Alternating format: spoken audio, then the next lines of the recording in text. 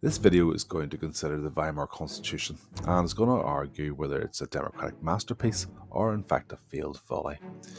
So the Weimar Constitution was put together following Germany's defeat in the First World War. The new democratic government set about trying to design this constitution that laid out new principles and rules for the new democracy to follow. So we're going to start off by looking at the key features of this new constitution.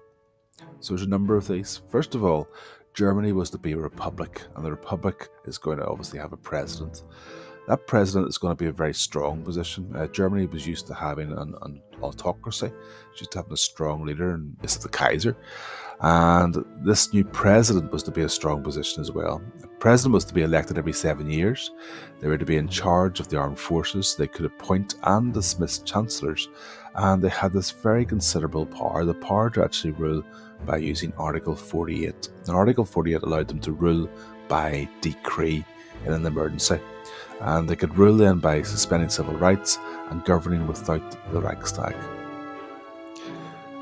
Germany was also to have a chancellor. Chancellor is basically like a prime minister.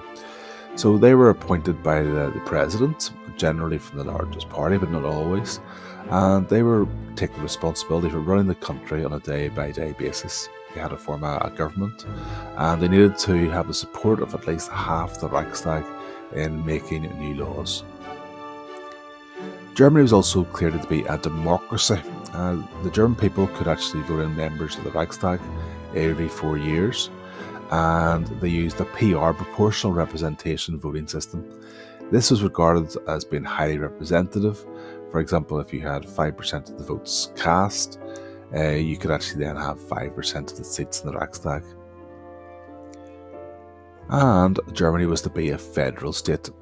Germany is a patchwork quilt of states, of Länder, and there's 17 of them altogether. States like Bavaria, Baden-Württemberg, Saxony or Prussia. Each Länder had its own parliament and was granted its own powers to make its own laws, for example, over things like education. The central federal government was to be in the Reichstag in Berlin, and that made laws on behalf of all the German people.